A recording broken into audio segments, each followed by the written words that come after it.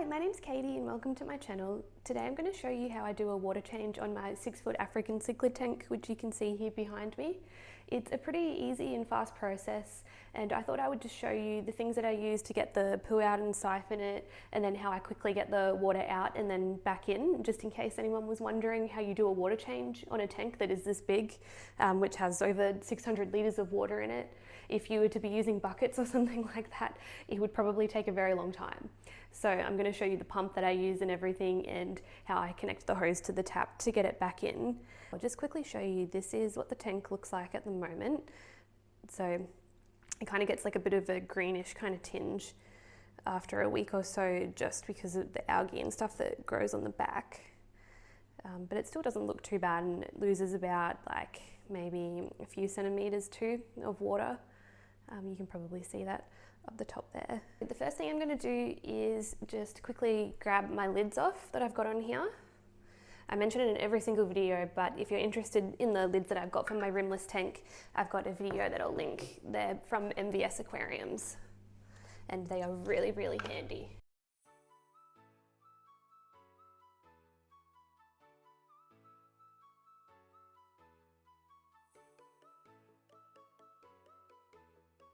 Alright, sorry about the angle, this is kind of the best that I can do with what I've got for having it sitting on the table. But the first thing that you're going to want to do before you get started is just turn off all the heaters and stuff and the filters that you've got on the tank. I just do that straight away. The reason being is that a lot of heaters, they cannot operate if they're not submerged enough in the water, and if you forget about them and you're emptying water, then you risk actually blowing your heaters, which you don't want. So it's good to just turn all of those off straight away. And then I grab this. So this is just an aquarium siphon, and then I've connected a garden hose to it. And so what I do is just pop it in the tank as so.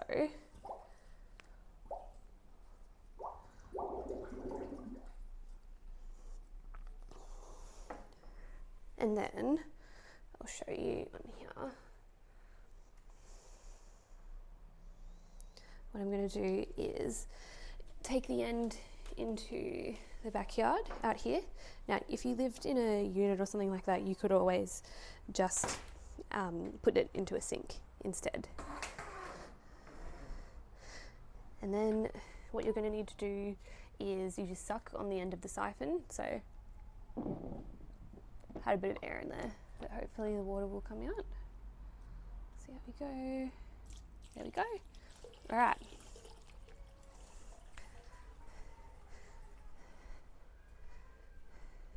Okay, so now we've got the water siphoning out.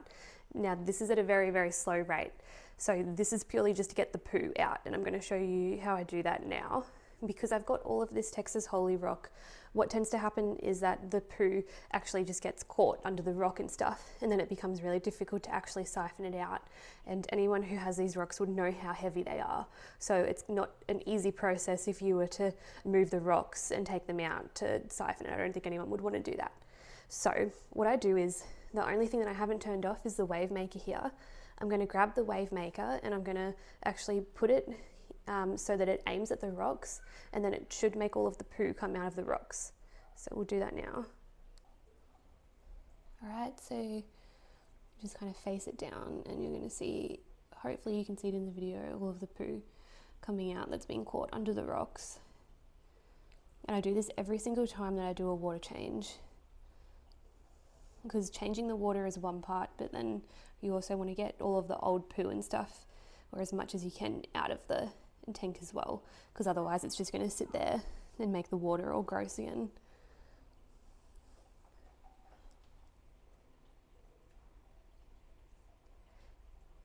And so at the moment I'm not actually siphoning it out, I'm just getting it so it's floating around in the water and it's coming out of these spaces, and then I would do my best to siphon as much as I can out. Alright, so wave maker is now turned off, and what we're going to do is go through and actually siphon up all of this stuff.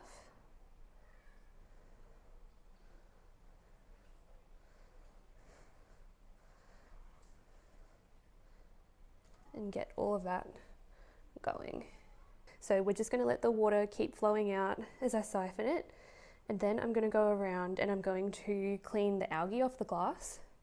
Now, if you were short for time, you can skip the glass cleaning thing and you could do this quickly and just get the pump, which is going to be the main thing that I use to get the water out. Also, if you're really short for time and you don't have time to actually get the poo out, the next best thing would be to do a really quick water change, which would be just using the pump. And I'm going to show you that in a second. Now that I'm satisfied with how much poop I've gotten out of the tank, what I'm going to do is leave the siphon in, and I'm going to get this and go around the back and get the algae off. So it's been about 10-15 minutes and I've gone around and I've cleaned the glass. You can see that it's already like a decent amount of water that's come out of there. So you could just keep cleaning it if you had time and just leave it to siphon out without actually using the pump. But because I'm doing this video, I'm going to show you how to use the pump and how quickly it drains the water as well. So we will go and grab that now.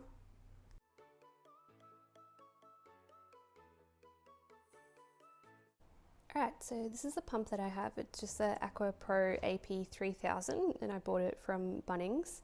It's a 2,800 litres per hour pump. Whichever pump you decide to buy, it'll tell you what hosing you need for it, as in like diameter of the hosing. So this is the stuff that I've got that goes with it, and what I do is you just connect it up, and then what I'm going to do is pop the end of the hose in the garden so it can water the hedges and stuff, and I'm not wasting the water. But again, you could just put this down a sink as well. And I mean, you can just always choose what pump size you think suits you for how big your tank is, so you can get smaller ones, bigger ones, whatever it is that you need. So I'll show you how I pop that in now. Alright, so the pump is turned on. I'll show you how much of the flow is, so you can kind of get a bit of an idea. So if you have a look there, you can kind of see how much is coming out. So it drains really nice and quickly, and I mean, even if you think that you'd probably siphon it most of the time, it can be good just to have one of these on hand just in case you ever do need to drain the tank really quickly for any reason. You know, if you've really got to do a water change and you don't have a lot of time, this just makes it really nice and fast. I'll set the camera up so that you can see and get a bit of an idea of how quickly it's draining.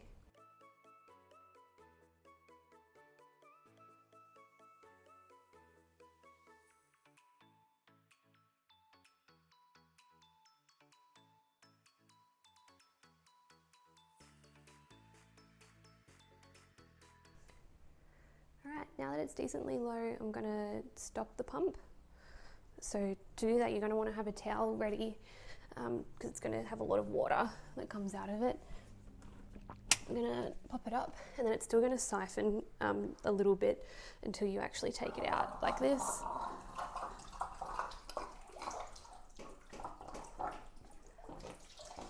And then just give it a bit of a shake. Alright. So yeah, it's good just to have a towel ready so you can put your pump on there when you're all done. And now what we're going to do is fill the tank back up. So if you come with me over here, don't mind the mess. So all I've got in here is I've been making guinea pig liners. I've just got a garden hose, a standard garden hose again, and then I've got an adapter to the tap that I got from Bunnings that the hose then connects to, so the water can come straight out of the tap and go into the tank. So every time that I do this, I just unkink it and I just let the water run through the hose into the tub just for a little bit, just in case there's been any kind of like stagnant water sitting in there. So we'll do that quickly now. Let's get it running. And now this is where having the holy rock comes in really handy, because I just put the hose in through some of the holes in the rock, and then that keeps it, oh my gosh, the bristlenose catfish just scared me. And then having this through the rock just keeps it so your hoses are going to slip out of your tank, because you really don't want that to happen, trust me. Now our hose has no kinks and it's all set up, What I'm going to do is grab our water conditioner. So I use Prime, and this just helps to dechlorinate the water. Chlorine's not going to necessarily kill your fish straight away, but it's good to make sure that you do condition it, because you don't really want them living in water that's not dechlorinated. So I just do 2 cupfuls of Prime and drop that in around where my tap water is going to be coming out. And because it's still fairly warm here in the day, like around 26 degrees, I just put the water in at the tap temperature. And I find that that's 26 degrees, so that's sufficient for what I want them to be kept at. When it gets into winter, I do just use warm water when I'm filling it up. And as you can see, the hose is just there filling up the tank, and we're going to leave that and come back and it will all be filled up. Alright, so it's been about 20 minutes now, and as you can see, it's almost full. I've just turned the heater on. I only put one on at the moment because it's not too cold, but as we're going into winter I will end up putting both of them on. And I've just turned the filters on as well, because they're the Fluval FX6s. They've just stopped for a moment because they're self-priming, so they'll come back on in a second. And the next thing I'm just going to do is I'm going to turn the wave maker back on, just to get the water oxygenated and aerated and moving around. So it looks decently clean from the front, but it is a little bit murky.